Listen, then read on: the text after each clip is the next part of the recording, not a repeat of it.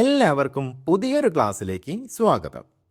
ഇന്നത്തെ ക്ലാസ്സിൽ ആനുകാലിക പ്രാധാന്യമുള്ള ഏതാനും വിവരങ്ങളാണ് നമ്മൾ പഠിക്കാൻ പോകുന്നത്. അപ്പോൾ നമ്മുടെ വീഡിയോ ഇഷ്ടപ്പെടുകയാണെങ്കിൽ ലൈക്ക് ചെയ്യാനും കമൻറ്റ് ചെയ്യാനും ഷെയർ ചെയ്യാനും മറക്കരുത്. നമുക്ക് ചോദ്യങ്ങളിലേക്ക് കടക്കാം. ഒന്നാമത്തെ ചോദ്യം: ആന്തരിക അവയവം മാറ്റിവെക്കലിന് മാത്രമായുള്ള ഇന്ത്യയിലെ ആദ്യത്തെ മെഡിക്കൽ ഇൻസ്റ്റിറ്റ്യൂട്ട് എവിടെയാണ് സ്ഥാപിക്കുന്നത്? ഇത് വളരെ പുതിയൊരു വാർത്തയാണ്. കഴിഞ്ഞ ദിവസം പത്രങ്ങളിലൊക്കെ നിങ്ങൾ കണ്ടിട്ടുണ്ടാകും. എന്താണ് ഇവിടെ പ്രത്യേകതയായിട്ട് പറയാനുള്ളത്? ഒരു മെഡിക്കൽ ഇൻസ്റ്റിറ്റ്യൂട്ടാണ്, പക്ഷേ സവിശേഷത എന്താണ്?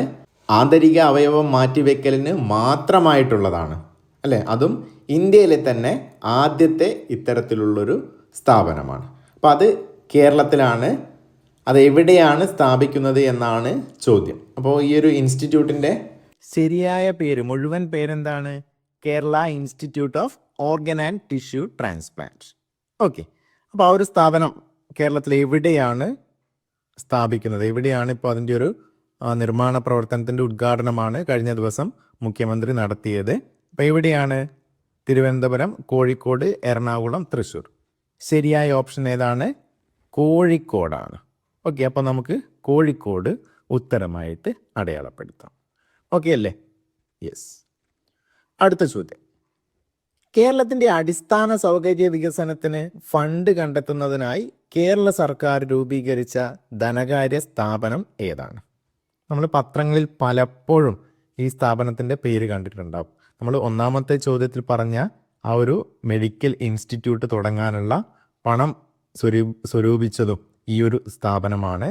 ഇത് കൂടാതെ നമ്മുടെ റോഡ് വികസനം, അതുപോലുള്ള ഒരുപാട് വികസന പ്രവർത്തനങ്ങൾ നാട്ടിൽ നടക്കുന്നുണ്ട്. അതിനൊക്കെ ആവശ്യമായിട്ടുള്ള ഫണ്ട് കണ്ടെത്തുന്നതും ഒക്കെ ഏതാണ്? ഈ ഒരു സ്ഥാപനമാണ്. അപ്പോൾ അത് ഏതാണ്? അപ്പോൾ ചോദ്യം എന്താണ്? കേരളത്തിൻ്റെ അടിസ്ഥാന സൗകര്യ വികസനത്തിന് ഫണ്ട് കണ്ടെത്തുന്നതിനായി കേരള സർക്കാർ രൂപീകരിച്ച ധനകാര്യ സ്ഥാപനം. KITE, KIIFB, Kudumbashree, KCB. അപ്പോൾ അതിൽ ഏതാണ് ഉത്തരം? കൈറ്റ് നിങ്ങൾക്ക് പരിചയമുണ്ടാവും. നമ്മുടെ വിദ്യാഭ്യാസ പ്രവർത്തനവുമായി ബന്ധപ്പെട്ട IT-യുടെ കാര്യങ്ങൾ നിയന്ത്രിക്കുന്ന സ്ഥാപനമാണ് കൈറ്റ്. നമ്മുടെ വിക്ടേഴ്സ് ചാനലൊക്കെ കൈറ്റിൻ്റെ നിയന്ത്രണത്തിലായിരുന്നു. കുടുംബശ്രീ എന്താണെന്ന് എല്ലാവർക്കും അറിയാം. KCB എന്താണ്? നമ്മുടെ വൈദ്യുതി ബോർഡാണ്. പിന്നെ ഏതാണ് ഈ ധനകാര്യ സ്ഥാപനം? കിഫ്ബി ആണ്, അല്ലേ? ഓപ്ഷൻ ബി, കിഫ്ബി ആണ് ഇവിടെ ശരിയായിട്ടുള്ള ഉത്തരം. അപ്പോൾ അത് നമ്മൾ തിരഞ്ഞെടുത്തു കഴിഞ്ഞു. ഓക്കെ, ഇനി 64ാമത് കേരള സംസ്ഥാന സ്കൂൾ കലോത്സവത്തെ സംബന്ധിച്ച പ്രസ്താവനകളാണ്. അപ്പോൾ ഇതുമായി ബന്ധപ്പെട്ട ചോദ്യം നമ്മുടെ മോഡൽ ക്വസ്റ്റ്യനിൽ ഉൾപ്പെടുത്തിയ ചോദ്യമാണിത്. ഓക്കെ, 64ാമത് കേരള സംസ്ഥാന സ്കൂൾ കലോത്സവത്തെ സംബന്ധിച്ച താഴെ പറയുന്ന പ്രസ്താവനകൾ പരിശോധിക്കുക. 1. തൃശ്ശൂർ ജില്ലയിലെ തേക്കിൻകാട് മൈതാനത്തിലാണ് ഈ കലോത്സവത്തിൻ്റെ പ്രധാന വേദി. അപ്പോൾ നമ്മുടെ ഈ വർഷത്തെ, അതായത് 2025-26 വർഷത്തെ അധ്യയന വർഷത്തെ സ്കൂൾ കലോത്സവം ജനുവരി മാസത്തിലാണ് നടന്നിട്ടുള്ളത്. 2026 ജനുവരി മാസത്തിലാണ് നടന്നിട്ടുള്ളത്. അപ്പോൾ അതുമായി ബന്ധപ്പെട്ട പ്രസ്താവനകളാണ്. അപ്പോൾ ഇത് നടന്നത് തൃശ്ശൂർ ജില്ലയിലെ തേക്കിൻകാട് മൈതാനത്തിലാണ് ഇതിൻ്റെ പ്രധാന വേദി എന്നാണ് ഒന്നാമത്തെ പ്രസ്താവന.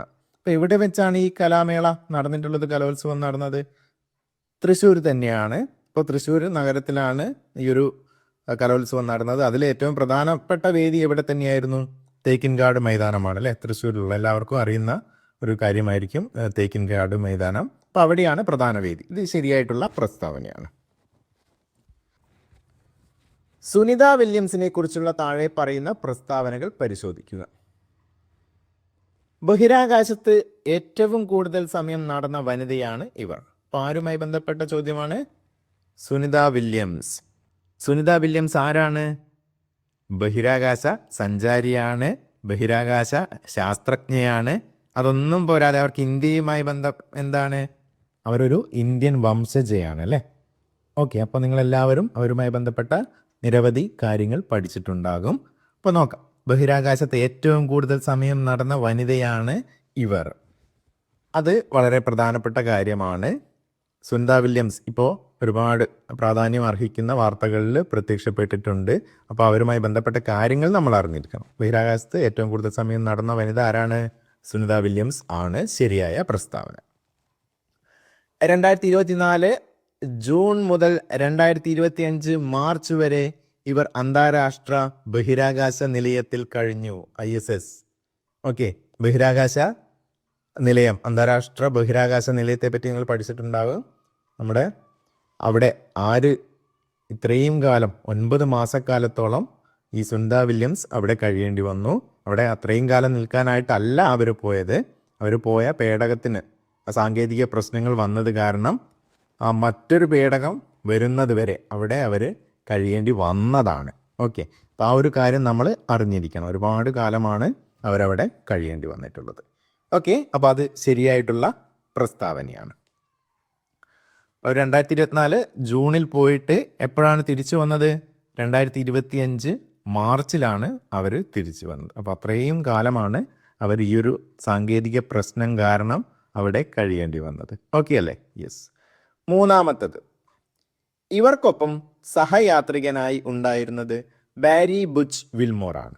അപ്പോൾ ഇവർ 2 പേരാണ് ബഹിരാകാശത്തേക്ക് പോയത്, പിന്നീട് അവിടെ അകപ്പെട്ടു പോയതും അവിടെ നിൽക്കേണ്ടി വന്നിട്ടുള്ളത് ബഹിരാകാശ നിലയത്തിൽ. അപ്പോൾ അവരുടെ കൂടെ പോയിട്ടുള്ള ബഹിരാകാശ സഞ്ചാരി ആരാണ്? ബാരി ബുച്ച് വിൽമോർ. അപ്പോൾ ഇതും ശരിയായിട്ടുള്ള പ്രസ്താവനയാണ്. ഇത്തരത്തിൽ ശരിയായ പ്രസ്താവനകൾ കൂടുതലായിട്ട് നൽകുന്നത് നമുക്ക് കാര്യങ്ങളൊക്കെ എളുപ്പത്തിൽ പഠിക്കാൻ വേണ്ടിയിട്ടാണ്. ഓക്കെ, അപ്പോൾ ഇവിടെ ഏതൊക്കെയാണ് ശരി? 1, 2, 3 എന്നിവയെല്ലാം ശരിയാണ് എന്ന ഓപ്ഷൻ സി ആണ് നമ്മൾ തിരഞ്ഞെടുക്കേണ്ടത്. ഓക്കെ അല്ലേ?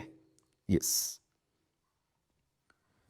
5ാമത്തെ ചോദ്യം, 2026 കേന്ദ്ര ബജറ്റിൽ കേരളത്തിന് പ്രത്യേക ഫണ്ട് അനുവദിച്ചതുമായി ബന്ധപ്പെട്ട് ശരിയായ പ്രസ്താവനകൾ ഏത്?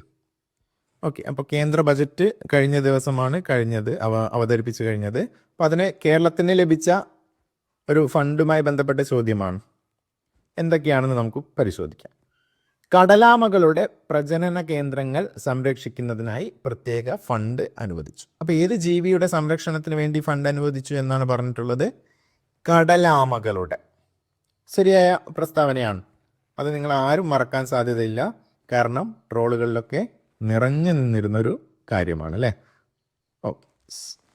2ാമത്തെ പ്രസ്താവന, കോഴിക്കോട്, മലപ്പുറം ജില്ലകളിലെ തീരപ്രദേശങ്ങളാണ് കേരളത്തിലെ പ്രധാന ആമ സംരക്ഷണ മേഖലകൾ.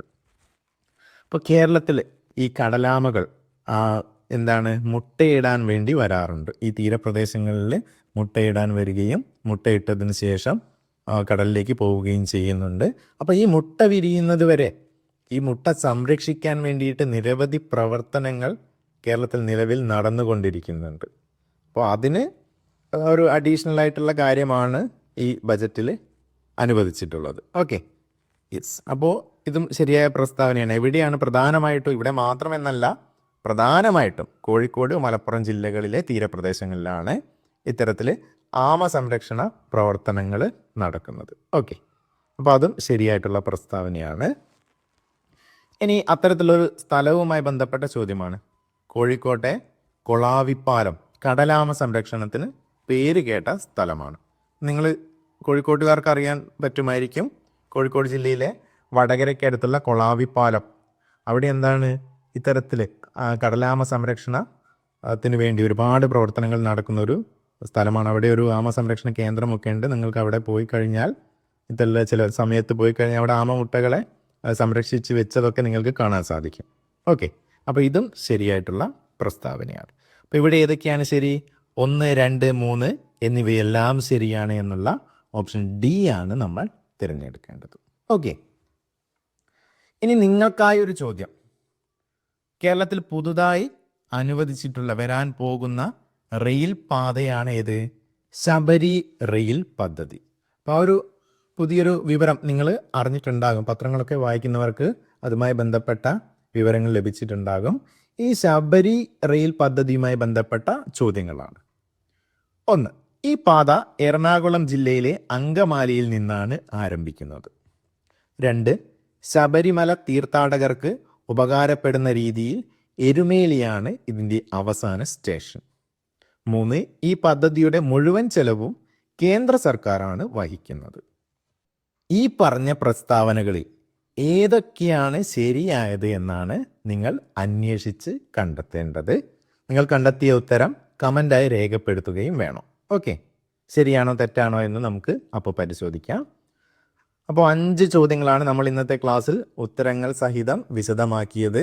അതുകൂടാതെ ഒരു ചോദ്യം നിങ്ങൾക്കായി നൽകിയിട്ടുമുണ്ട്. നിങ്ങൾക്ക് കിട്ടിയ മാർക്ക് നിങ്ങൾ രേഖപ്പെടുത്തണം. കൂടാതെ ചോദ്യത്തിൻ്റെ ഉത്തരവും നിങ്ങൾ കണ്ടെത്തി രേഖപ്പെടുത്തണം. ഓക്കെ, നമ്മുടെ വീഡിയോ ഇഷ്ടപ്പെട്ടിട്ടുണ്ടെങ്കിൽ ലൈക്ക് ചെയ്യാനും മറക്കരുത്.